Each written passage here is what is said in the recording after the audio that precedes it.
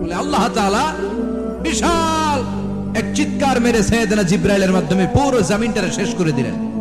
ফাজআলনা আলিয়াহা সাফিলাহা ওয়া আমতারনা আলাইহিম হিজারাতাম মিন সিজিল।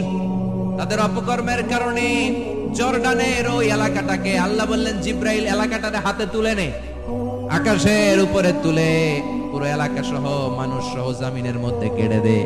জমিনের নিচের মাটি উপরে নিয়ে গেল কে? উপরের মাটি নিচে নিয়ে গেল কে? পুরো জায়গাটা এখন ডেড সি হয়ে গেছে। কি সি? ডেড সি নাম শুনেন নাই বোধহয়?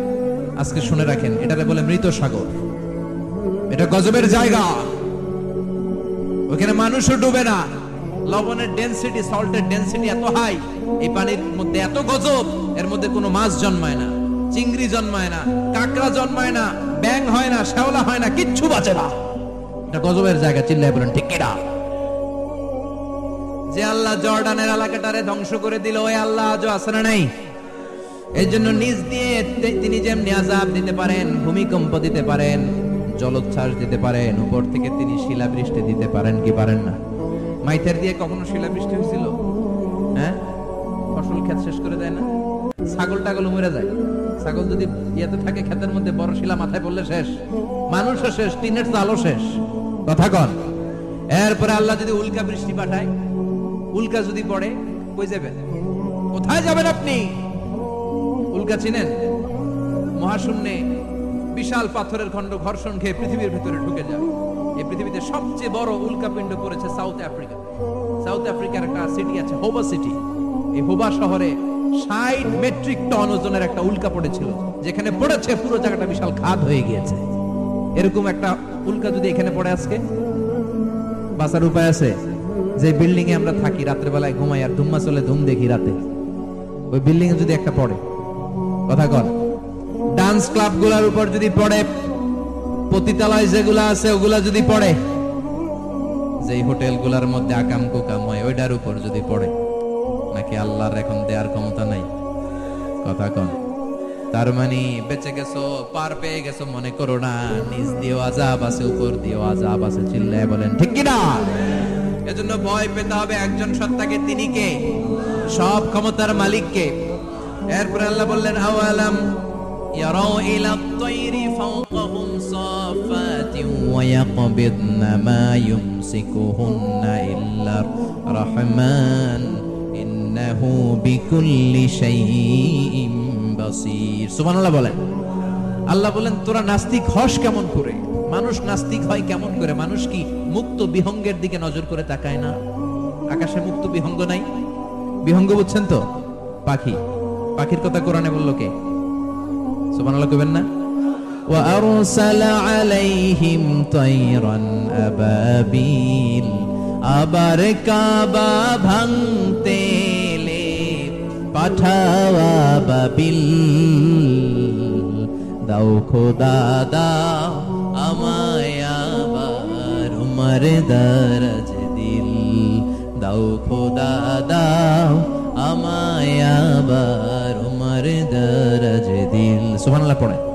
এই যে আল্লাহ বললেন ওয়া আরসালা আলাইহিম, তারপর তায়রান আবাবিল। তায়ের মানে পাখি, তায়ের মানে কি? আবার জান্নাতে যারা যাবে তাদেরকে পাখির ভুনা গোশত খাওয়াবে কে? জান্নাতে যাওয়ার সাথে সাথে প্রথমে আল্লাহ আপনাদেরকে মেহমানদারি করবে মাছের কলিজা দিয়ে। খাইবেন? মাছের কলিজার কথা শুনে জিহ্বায় পানি আসছে না কেন? আউয়ালু তুআমিন ইয়াকুলুহু আহলুল জান্নাতি ফাজিয়াদাতু কাবিদিল হুত। প্রথমে মাছের কলিজা, এরপরে পাখির ভুনা গোশত। তার মানে পাখির কথা কোরআনে আছে না নাই? আবার সাইয়েদনা সুলাইমান আলাইহিস সালামের একটা পাখি ছিল, এটার নাম কি ছিল? হুদহুদ পাখি। মাথার উপর দিয়ে চলতো, আর ওইটার চোখে জুমিং পাওয়ার আল্লাহ এত বেশি দিয়েছিল, এটা জমিনে নজর করলে বুঝতে পারতো কয় হাজার ফিট নিচে পানি আছে, পানিটা মিষ্টি না লবণাক্ত না কেমন, দেখে দেখে মুহূর্তের মধ্যে সাইয়েদনা সুলাইমানের কাছে সব তথ্য সরবরাহ করে দিত। সুবহানাল্লাহ।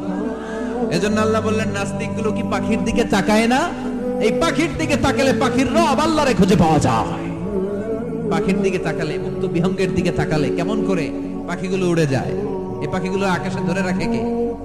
মা ইউমসিকুহুন্না ইল্লা রহমান। ওই রহমান ছাড়া কেউ পাখিগুলোর সামনে ধরে রাখতে পারে না। কত শত আয়াতে যে আল্লাহ পাখির কথা বলেছেন হিসাব নাই। কত ধরনের পাখি যে আল্লাহ বানিয়েছেন কোনো হিসাব নাই। আপনারা ঘরে জিওগ্রাফিক্যাল চ্যানেলগুলো দেখেন? হ্যাঁ, না জি বাংলা দেখেন? স্টার জলসা, কিরণমালা কি দেখেন? জিওগ্রাফিক্যাল চ্যানেল দেখবেন। ওখানে দেখবেন একটা পাখি আল্লাহ তৈরি করেছে, পৃথিবীর সবচেয়ে ছোট পাখি, নাম হলো হামিং বার্ড। কি নাম? The smallest bird ever in the world. সবচেয়ে ছোট, এটা প্রাপ্তবয়স্কে 3 থেকে 5 ইঞ্চি লম্বা হয়। এটার পূর্ণ যৌবন এটা লম্বা কতদূর? 3 থেকে 5 ইঞ্চি। এটা প্রতি সেকেন্ডে ডানা ঝাপটাতে পারে 80 বার। কয়বার? আমাদের ডানা আছে না 2টা? আপনি আপনার ডানা 1 সেকেন্ডে কয়বার ঝাপটাতে পারবেন? হ্যাঁ, আমি ঝাপটাইলাম, কয়টা হয়েছে 1 সেকেন্ডে? হ্যাঁ, 3টা 4টা ঝাপটা দিতেই আমার সেকেন্ড শেষ। কিন্তু এই পাখিটা প্রতি সেকেন্ডে তার 2 পাখা ঝাপটায় কয়বার? পৃথিবীর সব পাখি সামনে ওড়ে, তো এই পাখি সামনে যেমনি ওড়ে, এট দ্য সেম টাইম এই পাখি পিছনের দিকে উঠতে পারে। সুবহানাল্লাহ। বাড়িতে যায় বললেন। ইউরোপের আল্পস পর্বতমালায় গুগল করবেন যে আজকে গুগলে লিখবেন যে আলপিন সুইফট একটা পাখি আছে। এই পাখিটা একবার যখন শূন্যে উড়াল দেয়, উড়ন্ত অবস্থায় এটা আকাশে 6 মাস থাকতে পারে। আকাশের মেঘের আপ থেকে পানি খায়, শূন্যে ভেসে বেড়ানো পোকামাকড় ধরে খেয়ে বেঁচে থাকে। 6 মাস পরে একবার জমিনে ল্যান্ড করে, নেমে কয়েকদিন থেকে আবার উড়াল মারে, আবার উড়াল মারলে আবার 6 মাস। আলপিন সুইফট। আরেকটা পাখি আছে, অদ্ভুত পাখি, নাম হোমা বার্ড। এই হোমা বার্ড উড়ন্ত অবস্থায় ডিম পেড়ে দেয়, আর ওই ডিমটা জমিনে পড়ার আগেই মাঝখানে ডিম ফেটে বাচ্চা বেরোয়, বাচ্চা উঠতে শুরু করে দেয়। এই পাখিগুলোর কথা কোরআনে আছে না নাই? এজন্য আল্লাহ বললেন, আওয়ালাম ইয়ারাউ ইলা তাইরি ফাওকাহুম সাফাতিন ওয়া ইয়াকবিদনা মা ইউমসিকুহুন্না ইল্লার রাহমান ইন্নাহু বিকুল্লি শাইইন বাসীর। আল্লাহ বললেন, নাস্তিকগুলো কি পাখির দিকে নজর করে তাকায় না? পাখির দিকে নজর করে যদি তাকায়, তখন পাখির রব আল্লাহরে খুঁজে পাবে। চিল্লায় বলেন ঠিক কিনা? পাখিকে আরবিতে বললে তয়ের। সবাই বলেন পাখির আরবি কি? বিমানের আরবিও তয়ের। পাখি আরবি যা, বিমান আরবিও। এই পাখি নিয়ে গবেষণা করে বিমান বানাইছে। সুবহানাল্লাহ কইবেন না? আমরা বানাই নাই, আমরা তো খুশাখুশিতে ব্যস্ত। আমরা আছি ফতোয়া নিয়ে ব্যস্ত। তুই 20 কারণে কাফের, তোর চাচা 90 কারণে কাফের। তোর চাচা মরলে যেই জায়গায় কবর দেয়া হবে, ওই কবরের মাটির উপরে যে ঘাস উঠবে, ওই ঘাস যে গরু খাবে, ওই গরুর দুধ যে খাবে, ও কাফের। আছে না নাই? খালি কাফের ফতোয়া দেয় ব্যস্ত। আমরা ফতোয়া নিয়ে রইলাম, আর ওরা সব আবিষ্কার করে ফেললো। উইলবার রাইট আর অরভিল রাইট, এই 2 ভাই 1903 সালে এই বিমান আবিষ্কার করেছে, এই আয়াতের উপর গবেষণা করে। আওয়ালাম ইয়ারাউ ইলা তাইর, ওরা কি পাখি নিয়ে ভাবে না? আমাদের তো ভাবার সময় নেই, আমরা আছি মদ নিয়ে আর নারী নিয়ে আর জুয়াবাজি নিয়ে। চিল্লায় বলেন ঠিক কিনা? এমন অনেক মন্ত্রীদের হোটেল আছে যেখানে পতিতালয়ের আড্ডাখানা। চিল্লায় বলো ঠিক কিনা? মুসলমান রাজ মদ আর নারী নিয়ে ব্যস্ত, আর ইহুদি খ্রিস্টানরা আমাদের সব ঐতিহ্যকে ধারণ করেছে। উইলবার রাইট অরভিল রাইট গবেষণা শুরু করে দিল। পাহাড়ে শুয়ে শুয়ে 2 ভাই খালি পাখির ছবি আঁকে, কেমনে পাখিগুলোর ডানা ঝাপটা মেরে ওঠে, কেমনে নামে। গবেষণা করতে করতে করতে প্লেন বানায় ফেললো 1903 সালে। আজ থেকে 100 বছর আগের স্টোরি শোনাচ্ছি আপনাদের। তখনকার বিমান এখনকার বিমানের মতো ছিল না। আপনি দেখবেন যে শুরুতে বিমান কেমন ছিল। শুরুতে ভাঙ্গাচুরা 2টা পাখা নিয়ে একটু উড়ে আবার ধপাস করে পড়ে, কিন্তু আশা হারায় নাই, আবার উড়ে ধপাস করে পড়ে। আমেরিকাতে সুবিধা করতে পারেনি। ফ্রান্সের এক কিং তাদেরকে ডোনেট করেছে বিপুল অঙ্কের টাকা দিয়ে। তারা প্রথম ফ্রান্সের একটা শহর থেকে আরেকটা শহরে পৃথিবীর প্রথম প্যাসেঞ্জার প্লেন নিরাপদে ল্যান্ড করেছে। মানুষের উড়ার স্বপ্ন সফল হতে শুরু করলো। এখন বিভিন্ন ধরনের বিমান একটার পর একটা শুরু হয়েছে। এই পৃথিবীর সবচাইতে দ্রুতগামী যে বিমানটা আগে ছিল, নাম ছিল কনকর্ড যাত্রীবাহী বিমান। এটার পরে এখন একটা বাইরে হচ্ছে বোম সুপারসনিক। কি নাম? Bomb supersonic. এত স্পিডে চলে, এই মাত্র দেখলেন এদিকে, এরপর দেখবেন নাই ওইদিকে। সুবহানাল্লাহ পড়েন। কি বিশাল বিশাল ডবল ডেকার গুলো নিয়ে শূন্যে উড়াল দেয়। A3 এয়ার বোয়িং A380 বর্তমান পৃথিবীতে সবচেয়ে বড় প্যাসেঞ্জার বিমান। কার্গো বিমান তো এগুলোর 7-8 ডবল বড় হয়। I am talking about the passenger plane A380। 525 জন যাত্রী নিয়ে এটা শূন্যে উড়াল দেয়। 525 জন যাত্রী, কেবিন ক্রু, পাইলট, বিমানের ওজন, খাবার দাবারের ওজন, ফুয়েলের ওজন, 525 জনের লাগেজ টাগেজের ওজন, এই সব নিয়ে শূন্যে উড়াল দেয়। সুবহানাল্লাহ কইবেন না? এই বিমান আবিষ্কারের আগ পর্যন্ত গোটা বিশ্বব্যাপী সব দেশে দেশে ছিল সেনাবাহিনী আর নৌবাহিনী। বিমান আবিষ্কার হওয়ার সাথে সাথেই শুরু হয়ে গেল বিমান বাহিনী, এয়ারফোর্স, মিলিটারি। এখন বোম সুপারসনিক বানায়, এখন ড্রোন হামলা করে, এখন মিসাইল হামলা করে, এখন স্যাটেলাইট পাঠায়। আমরাও পাঠাইছি। কি নাম? Bangabandhu satellite. We launching the Bangabandhu satellite channel last year. আমরা বঙ্গবন্ধু স্যাটেলাইটও পাঠাইছি। সবকিছু পাখির উপর গবেষণা করে হয়েছে। চিৎকার করে বলেন ঠিক কি না? এজন্য আল্লাহ ডেকে বললেন, গোলাম ওরা কি পাখির দিকে তাকায় না? পাখির দিকে যদি নজর করে একটিবারে তাকাতো, নাস্তিক আর নাস্তিক থাকতে পারতো না। এজন্য নাস্তিকদের জন্য সূরার ভিতরে ডোজ আছে, আই ওপেনার আছে। সর্বশেষ আল্লাহ একটা প্রশ্ন দিয়ে এই সূরাটা শেষ করলেন। প্রশ্নটা শুনবেন, শুনবেন সবাই। আল্লাহ বললেন, কুল আরাআইতুম ইন আসবাহা মাউকুম গাওরান ফামান ইয়াতিকুম বিমাইম মাইন। বলো দেখি সবে, শুকাইয়া যদি যায় এই পৃথিবীর পানি, তাহলে হেথায় তটনির ধারা কে দিবে সবারে আনি? কে দিবে আনি? একদিন সকালবেলা ঘুম থেকে উঠছেন, টয়লেটে যাবেন, মুখ ধোবেন, স্কুলে যাবেন, অফিসে যাবেন, কাজে যাবেন, যাই দেখেন টিউবওয়েল চাপতেছেন, পানি নেই। ট্যাপ ছাড়লেন, পানি নাই। চোখের মধ্যে ময়লা, নাকে ময়লা। টয়লেটে যাবেন, পানি নাই। পুকুরে নাইমা দেখেন পানি নাই। বিশাল বিশাল মেশিন বসিয়ে মাটির নিচ থেকে ভূগর্ভস্থ পানি ওঠানোর চেষ্টা করলেন, একটা পানি নাই। এক ফোঁটা পানি গোটা বিশ্বে কোথাও নাই। কে দিব পানি আপনারে? পানি সম্পদ মন্ত্রী দিব, ডোনাল্ড ট্রাম্প দিব, শেখ হাসিনা দিবে? কেউ দিতে পারবে? এক ফোঁটা পানি বানানোর ক্ষমতা আমাদের নয়। ঠিক কিনা? পানির বৈজ্ঞানিক নাম হচ্ছে H2O। কি নাম? এই দেশে H2 নিয়ে কত কথা আছে না নাই? হাইড্রোজেনের দুইটা মলিকিউল, অক্সিজেনের একটা মলিকিউল।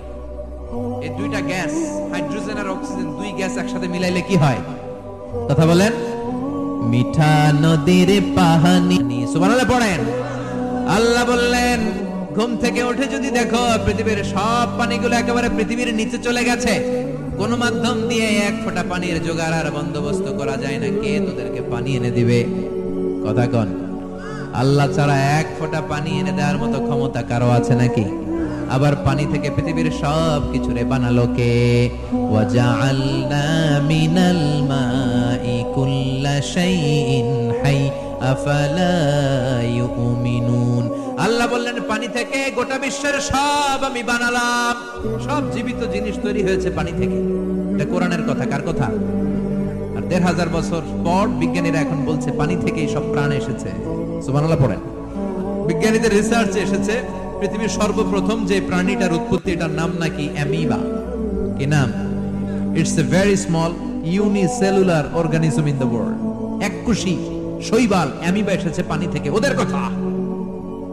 তারপরে এসেছে জুপ্লাঙ্কটন, ফাইটোপ্লাঙ্কটন, ব্যাকটেরিয়া প্লাঙ্কটন, একটার পর একটা ডেভেলপ করেছে। সব এসেছে পানি থেকে। পানি নাই তো কিচ্ছু নাই। পানি হচ্ছে প্রাণের ব্লুপ্রিন্ট। চিল্লায় বলেন ঠিক কি না? পানির মধ্যে সব প্রাণের অস্তিত্ব রেখে দিয়েছে কে? আবার ফলের মধ্যে আল্লাহ পানি দিয়ে বললেন, আন্না সাবাবনাল মাআ সাব্বা। যেখানে যতটুকু পানির দরকার, রসের দরকার, সব রস দিল কে? ক্ষীরার ভিতরে পানি আছে না নাই? কলার ভিতরে, আপেলের ভিতরে, তরমুজ, তরমুজে তো পুরাই পানি। কথা গন। ডাবের ভিতরে কে দিল? নাকি আমনে বানাইছেন? কেউ বানাতে পারে? এই পানিগুলো দিল কে? আবার আল্লাহ বললেন, মারাজাল বাহরাইনি ইয়ালতাকিয়ানি বাইনাহুমা বারযাখুন লা ইয়াবগিয়ান ফাবিআইয়ি আলাই রাব্বিকুমা তুকাযযিবান।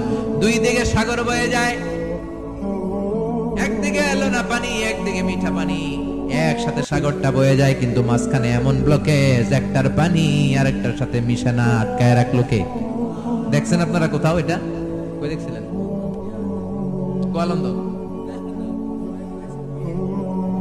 বুড়িগঙ্গার এখানে একসাথে পানি বয়ে যায়। এই জায়গায় পানি, এই জায়গায় পানি মিলে না, মিশে না। দাউদকান্দির এখানেও আছে, মিশে না।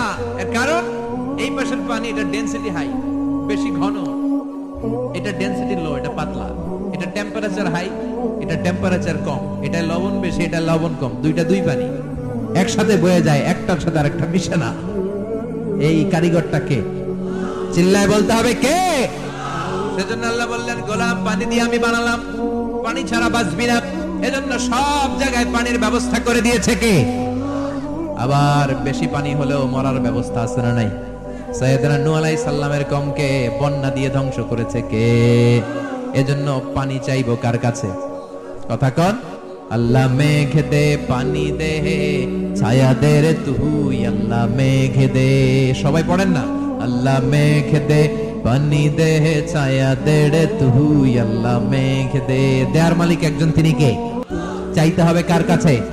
সব ক্ষমতার মালিক কে? নাকি আমরা? আমরা ক্ষমতার মালিক আর জীবনে কোনোদিন বলবেন? মানুষ সকল ক্ষমতার উৎস, এই কথা কোনোদিন বলা যাবে? সকল ক্ষমতার একচ্ছত্র নিরঙ্কুশ মালিকানা একজনের, চিৎকার করে বলতে হবে তিনি কে? বিপদে আপদে সবসময় আমরা তার কাছে চাই, তার কাছে ফিরবো। আল্লাহ আমাদের সবাইকে কথাগুলো বুঝার ও আমল করার তৌফিক দান করুন। আরো জোরে পড়েন আমিন। যতগুলো কথা বললাম কোরআন সুন্নাহর আলোকে বলেছি, বানিয়ে কিছু বলি নাই। তারপরেও আমার মনের অজান্তে কোন মিস ইনফরমেশন যদি আমার মুখ ফসকে বেরিয়ে যায়, সেগুলো যেন আল্লাহ তাআলা আপনাদের স্মৃতিপট থেকে মুছে দেয়। পড়েন আমিন। সত্য সুন্দর হকের পক্ষে যা বললাম তার সব যেন আল্লাহ আমাদের সবাইকে আমলের তৌফিক দান করে। আমরা পড়ি আমিন। আল্লাহুম্মা আমিন। ইয়া রাব্বি লাকাল হামদু কামা ইয়ানবাগি লিজালালি ওয়াজহিকা ওয়া আযীমি সুলতানিক। লাকাল হামদু বিল ঈমান, লাকাল হামদু বিল ইসলাম, লাকাল হামদু বিল কুরআন। আল্লাহুম্মা জাআল, আল্লাহর আদেশে দেহে ঢুকে আল্লাহর আদেশে বের হয়ে যায়, ঠিক কি না? এই যে ছোট্ট বাচ্চাটার দেহের ভিতরে যে রূহ ঢুকলো, কে দিল? 120 দিনের আগে মানব শিশুর দেহের ভিতরে কিন্তু রূহের ফুৎকার হয় না। সহিহ বুখারীর বর্ণনা 40 40 40 340 কত? কথা বলেন। প্রথম 40 থাকে নুতফা, তারপরের 40 হয় আলাকা, তারপরের 40 হয় মুদগা, sperm drop, blood clot and then the little flash। ছোট্ট নাপাক পানি ছিলাম, শুক্রাণু ছিলাম আমরা। কি ছিলাম? শুক্রও ছিলাম না, শুক্রাণু, শুক্রের অণু। এক ফোঁটা শুক্রের মধ্যে 20 কোটি অণু থাকে, ওই 20 কোটির একটা ছিলাম আমি আর আপনি। সুবহানাল্লাহ। বাড়িতে গিয়ে বললেন ডিম্বাণু, ডিম্ব আমরা ছিলাম না, আমরা ছিলাম ডিম্বাণু। ডিম্বের এই ডিম্বাণু আর শুক্রাণু দুইটা মিলে আল্লাহ আমাদেরকে বানায় ফেললেন জাইগট, সেখান থেকে এমব্রয়ো, তারপরে আস্তে আস্তে ইনিশিয়াল স্টেজগুলো শেষে একটার পর একটা স্টেজ পার করে তিনি আমাদেরকে বানালেন আলাকা, সেখান থেকে মুদগা। আমাদের দেহের ভিতরে তিনি স্কেলিটন ভরে দিলেন, কঙ্কাল, মাথার স্কাল দিলেন, খুলি দিলেন, নাক কান গলা দিলেন, আমার রেসপিরেটরি সিস্টেম চালু করে দিলেন। কত ছোট ছিলাম আমি, ক্ষুদ্র ছিলাম আমি। ফালইয়ানজুরিল ইনসানু মিম্মা খুলিকা, খুলিকা মিম্মাইন দাফিক। মানুষের উচিত তার সৃষ্টি প্রক্রিয়ার দিকে নজর করে তাকানো। বাবার পিঠ থেকে সবেগে নির্গত হওয়া পানি দিয়ে মায়ের পেটে তোমারে ঢুকায় দিল কে? নাপাক পানি থেকে ছোট্ট ব্যাঙ্গাচির মতো ছিল, জোকের মতো মায়ের জরায়ুর দেয়ালে লেগেছিলাম।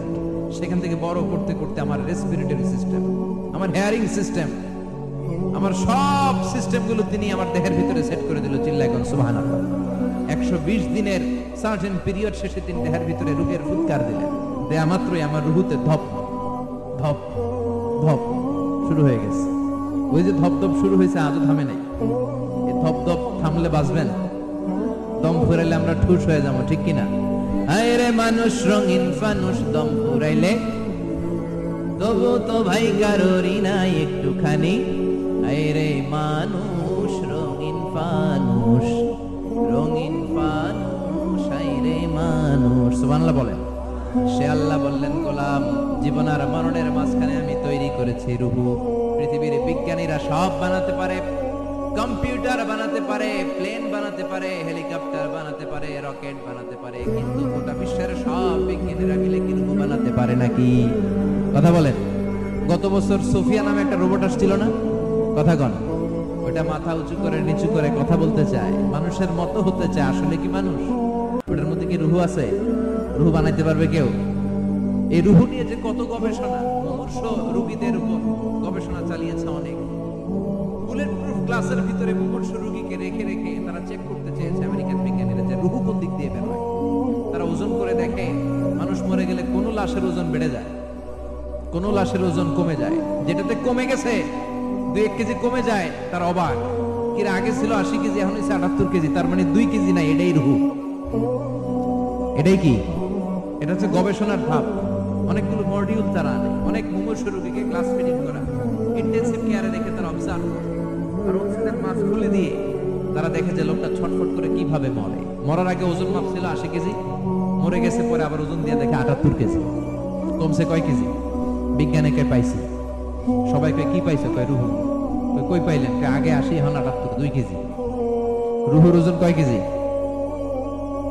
তো বিজ্ঞানীদের সিস্টেম হচ্ছে যে কোনো একটা বিষয়ের উপর গবেষণা চালালে তারা পূর্ণাঙ্গ ডিসিশনে পৌঁছতে পারে না। They couldn't jump to the final conclusion just on one module, based on one module. They cannot do it. তাদের অনেকগুলো মডিউল আনতে হবে। তারা আবার নমুনা আনলো আরেকটা। মুমূর্ষু রোগী, অক্সিজেন চেম্বার লাগানো, মাস্ক লাগানো, এটা খুলে ফেললে মরে যাবে। বুলেট প্রুফ করা গ্লাসের ভিতরে ঢুকিয়ে এটার ওজন মাপ, এটার ওজন 60 কেজি। এবার মাস্ক খোল, মাস্ক খুলছে ছটফট ছটফট করে, এটা শেষ। এবার মাপ দেখ, এবার মাইপা দেখা গেছে 63 কেজি। কয় কেজি বাড়ছে? এক একটার এক এক সিস্টেম হইতেছে, কোনোটা কমে, কোনোটা বাড়ে, কোনোটা কিচ্ছু হয় না। সবাই কয় তাইলে আপনি রুহু পাইলেন কই? আগেরটা কম ছিল, মনে করছিলেন 2 কেজি কমছে, ওইটাই রুহু, এখন 3 কেজি বাইরে গেছে, মিলাইবেন কি দিয়া? কথা কন। আল্লাহ ডেকে বলে, গোলাম কিয়ামত পর্যন্ত একটার পর একটা মুমূর্ষু রোগীকে বুলেট প্রুফ গ্লাসের ভেতরে ঢুকাতে পারবি, গবেষণা করতে পারবি, মাগার রুহু খুঁজে পাবি না। চিল্লায় বলেন ঠিক কি না? কারণ এই রুহুর মালিক কে? সে আল্লাহ বললেন, আল্লাযী খালাকাল মাউতা ওয়াল হায়াতা লিয়াবলুয়াকুম আইয়ুকুম আহসানু আমালা। জীবন আর মৃত্যু বানালাম তোমাদেরকে পরীক্ষা করার জন্য। পরীক্ষা আছে না নাই? গোটা দুনিয়াটাই পরীক্ষা। আল্লাহ যারে পছন্দ করে বেশি তার পরীক্ষাও। আসাদুন নাসি বালাআন আল আম্বিয়া। এই পৃথিবীতে আল্লাহ সবচেয়ে বেশি বালা মুসিবত দিয়ে পরীক্ষা করেছেন নবীদের। কারণ নবীরা আল্লাহর কাছে কম প্রিয় না বেশি প্রিয়? যেহেতু প্রিয় বেশি, পরীক্ষা। এজন্য মুমিনের উপর যদি পরীক্ষা আসে, মুমিনের উপর যদি অত্যাচার আসে, মুমিনের উপর যদি ধৈর্যের পরীক্ষা আসে, জেল জরিমানা আসে, মুমিন ওইটারে ভয় পায় না। মুমিন ভয় পায় একজনকে। চিল্লায় বলেন তিনি কে? কারণ আল্লাহর ঘোষণা, ওয়ালা তাহিনু ওয়ালা তাহজানু। ঘোষণাটা কার? ভয় নাই, তোদের চিন্তা নাই। আনতুমুল আ'লাউনা ইন কুনতুম মুমিনিন। তোমরাই বিজয়ী হবা যদি মুমিন হও, যদি মুমিন হও। এজন্য ধৈর্যের পরীক্ষা দিতে হবে, আল্লাহর উপর তাওয়াক্কুল করতে হবে, অত্যাচার আর জুলুম আল্লাহর নামে সহ্য করে যেতে হবে। চিল্লায় বলেন ঠিক কি না? কারণ মুসলিমের সাথে আল্লাহ থাকে। মুসলিমের বদদুয়াকে বিশ্বনবী ভয় করতে বলেছেন, কারণ মুসলিমের বদদুয়ার মাঝে আর আল্লাহর মাঝে পর্দা থাকে। যারা দুনিয়ার বুকে জুলুম করে তাদেরকে ক্ষমতার মসনদ থেকে নামিয়ে দেয় কে? আর যারা মজলুম হয়, যাদের রক্ত দিয়ে জমিন ভেজে, তাদেরকে জমিনের ক্ষমতা দিয়ে দেয় কে? আর যারা রক্ত ঝরায়, ইতিহাস বলে তারা শেষ পর্যন্ত প্রাণ আর জান নিয়ে পালাবার জায়গাটা পায় না। চিল্লায় বলেন ঠিক কি না? এজন্য মুমিন খুব ভালো করে জানে, রাত্রি যত গভীর হয়, সুবহে সাদিকের সময় কাছে আসতে থাকে। গর্ভবতী নারীর পেটের জ্বালা যন্ত্রণা, ব্যথার পেইন যত বাড়ে, নতুন মেহমান আগমনের সময় কাছে আসতে থাকে। তেমনি ইসলামের পক্ষের শক্তির উপর যদি অত্যাচার, অনাচার, স্টিম রোলার বেড়ে যায়, এটা প্রমাণ করে ইসলামের বিজয়ের সময় কাছে আসতে শুরু করেছে। চিল্লায় বলো ঠিক কি না? এজন্য রাব্বুল আলামিন ডেকে বলেন, গোলাম লিয়াবলুয়াকুম আইয়ুকুম আহসানু আমালা। কে ভালো আমল করো, কে খারাপ আমল করো, এজন্য আমি জীবন মরণ তৈরি করেছি। চিল্লায় কোন ঠিক কি না? এরপর আল্লাহ বললেন, ওয়ালাকাদ যায়্যানাস সামাআদ দুনিয়া বিমাসাবিহা ওয়া জাআলনাহা রুজুমান লিশ-শায়াতিন। সুবহানাল্লাহ বলেন, ওয়ালাকাদ যায়্যানাস সামাআদ দুনিয়া। মাইক পেন কোথায়? সাউন্ডটা বাড়াও। এত দুর্বল কেন তোমার সাউন্ড? মনে হচ্ছে আমি মাইক ছাড়া কথা বলছি। সাউন্ডটাকে স্ট্রং করো। ওয়ালাকাদ যায়্যানাস সামাআদ দুনিয়া। I have beautified the closer sky with candles, with light and stars. আল্লাহ বললেন, আমি দুনিয়ার আকাশকে তারা দিয়ে সুশোভিত করেছি। আকাশে তারা আছে না নাই? এগুলো এমনি এমনি হয়েছে না? তৈরি করছে কে? বিশ্বাস হয়? কোনো সন্দেহ আছে? এখন তো লাইটিং ফাইটিং এর যুগে তারার যে কি সৌন্দর্য আমরা বুঝি না। আমরা যখন ছোটবেলা গ্রামে যেতাম, রাতের বেলা তারার মেলা, কি সুন্দর, একটার চেয়ে একটা সুন্দর। শুকতারা, ধ্রুব তারা, সপ্তর্ষি মণ্ডল, 7টা তারার একটা চেইন আছে, চেনেন এগুলো? কি সুন্দর তারা! এগুলো তৈরি করে রেখেছে কে? প্রথম আকাশের মহাশূন্যকে আল্লাহ এই তারকা দিয়ে বিউটিফাই করেছেন। ইটস এ ক্যান্ডেল, আল্লাহ সাজিয়ে রেখেছেন। আমরা খালি চোখে যেটা দেখি এটা কিন্তু আকাশ না, এটা প্রথম আকাশ নয়। প্রথম আকাশ যে কত দূরে আমেরিকার নাসার বিজ্ঞানীরাও জানে না।